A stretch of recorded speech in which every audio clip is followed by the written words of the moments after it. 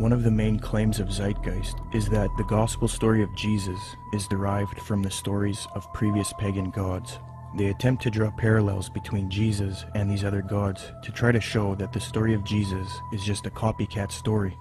Subsequently, these claims have all been debunked by scholars and historians. Zeitgeist appealed to Acharya S. for this theory. These claims can be found in her book, The Christ Conspiracy.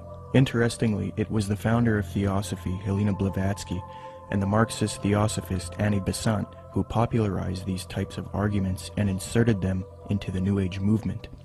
The emphasis is removing uniqueness from Jesus Christ in Christianity because to the New Ager, humanity is leaving Jesus' age of Pisces, which they believe is now evil.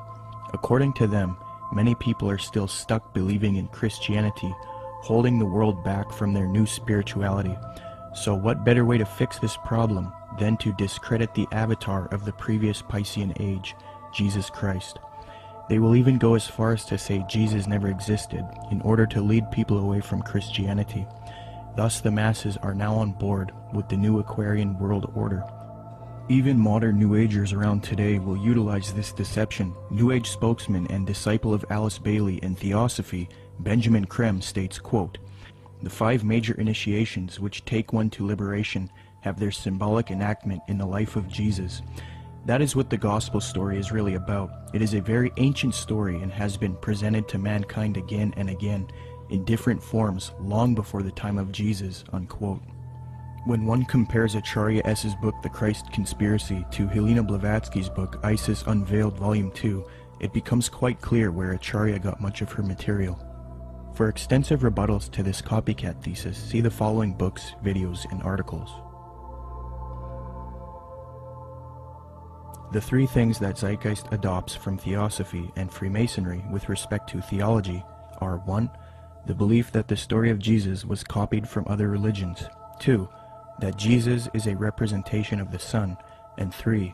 That Jesus ushered in the age of Pisces. It makes sense why Theosophists would spread these views, because they want a world system for the age of Aquarius, and in discrediting Christianity and connecting Jesus to astrology, they can get apostate Christians on board. But why then does Zeitgeist spread this propaganda? Interestingly, the creator of Zeitgeist, Peter Joseph, has wanted a world system or utopia paradise on earth since the release of the first Zeitgeist film. And as far as the spiritual aspect of life, you know, we're all pure spirituality. Of course there's something outside of understanding because we're just a fragment inside this larger whole. I end Zeitgeist with a very positive note. We're talking about the consciousness, the whole consciousness, because you can scientifically orient yourself and even more importantly, spiritually orient yourself into a collective consciousness to realize that we're all one organism. And the moment people stop dividing themselves up and generating religious division, political division, the moment people stop fighting amongst themselves is the moment paradise will dawn. Similarly, Zeitgeist's main source, Acharya S., has advocated the New Age of Aquarius that the elitist Theosophists and Freemasons await in her 1999 work, The Christ Conspiracy, quote, "But the future is now, and the maneuvers are being unveiled. As far as Christianity's role in this new age," Carpenter states, quote, "Christianity, therefore, as I say, must either now come frankly forward and acknowledge its parentage from the great order of the past, seek to rehabilitate that, and carry mankind one step forward in the path of evolution, or else it must perish. There is no alternative. Despite the vilification of the so-called New Age movement, the fact is that we are entering into a new age. The age referred to in the gospel tale is that of Pisces, and through contrivance and duplicity, coercion and slaughter, the fish god Jesus, the Piscean solar avatar, has indeed been with us, but now it is the close of the age, and his time is over. As Hancock says, we live today in an astrological no man's land, at the end of the age of Pisces, on the threshold of the new age of Aquarius. Traditionally, these times of transition between one age and the next have been regarded as ill-omened. Ill-omened verily, as the ongoing destruction of the earth and the endless warfare over ideology will indeed produce the Armageddon so long awaited and planned by those who cannot live for today but must look towards an afterlife.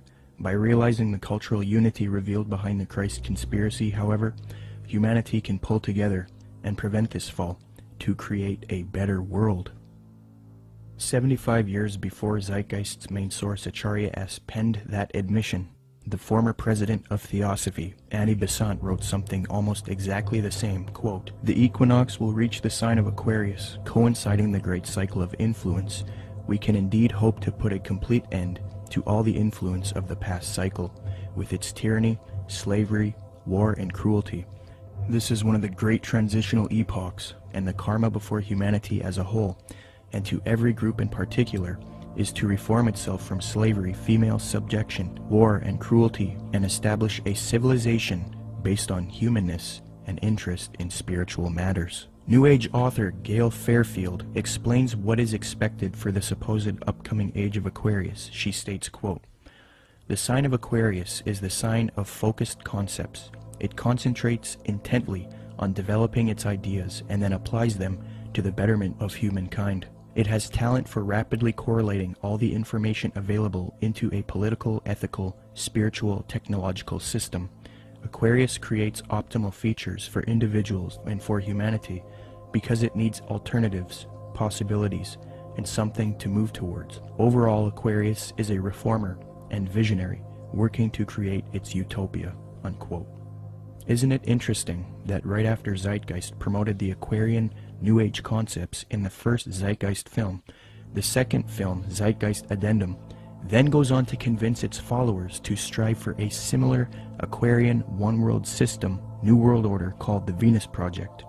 Indeed, the solution offered by the film Zeitgeist Addendum is that humanity needs to unite into the very same thing that Theosophy and Freemasonry wants it to unite into: a one-world universal esoteric brotherhood of humanity, a New World Order.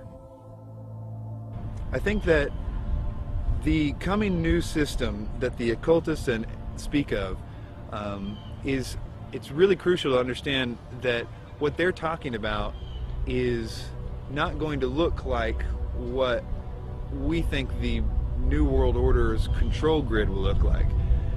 They believe that the utopia will be one of a spiritual utopia, one that's free of wars and religion. It's easy for a lot of people to have idealistic views about it. They're going to make it sound wonderful, which is what like the Zeitgeist Addendum particularly does in the second part, where they talk about, oh, we're going to like, you know, have free energy, we're going to provide your needs. There's been talk about erasing all debts. That's more the Venus Project is more what is it Jacques Vallée? Jacques Fresco.